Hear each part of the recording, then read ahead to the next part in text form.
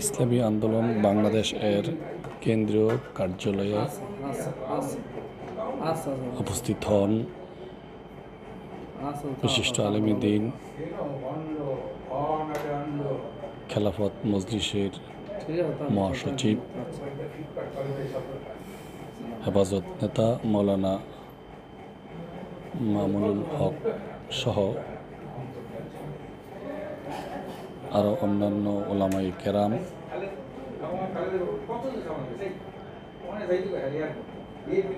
এ সময়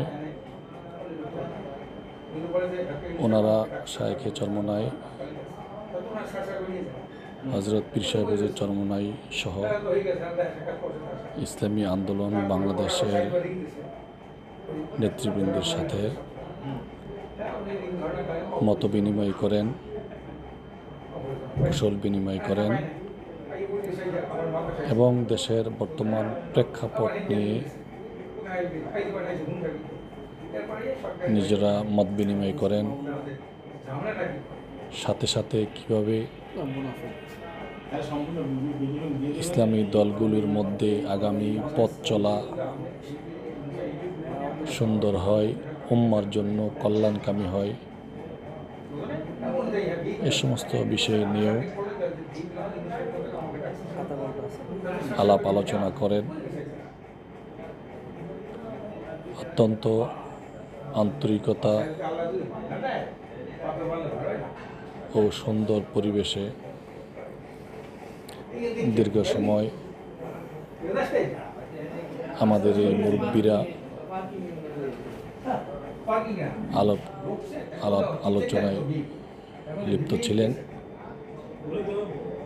আলহামদুলিল্লাহ, আমরা আশা করি এভাবে যদি ওলামায়ে কেরামের মধ্যে উলফত, উনসিয়াত, যোগাযোগ আসা যাওয়া থাকে,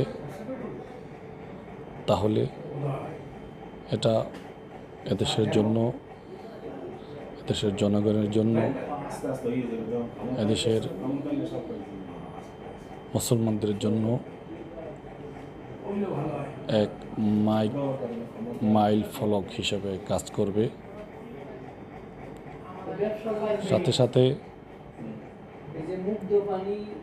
আমরা আশা করি ওলামায়ে কেরামের এই বন্ধন এটা অটুট এবং মজবুত থাকুক এবং ওলামায়ে কেরামের এই পারস্পরিক মজবুতি সম্পর্কের মাধ্যমে এদেশ থেকে ইসলাম বিদ্বেষী, খোদাদ্রোহী, দেশদ্রোহী সকল প্রকার অপশক্তির মূলোৎপাটন ঘটিয়ে এদেশকে একটি কল্যাণ রাষ্ট্র হিসাবে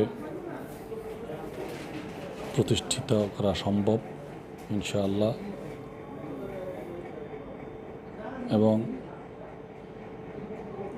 একটি সুন্দর উন্নয়নশীল একটি কল্যাণ রাষ্ট্র হিসাবে বিশ্বের দরবারে আমাদের এই বাংলাদেশ মাথা উঁচু করে দাঁড়াবে।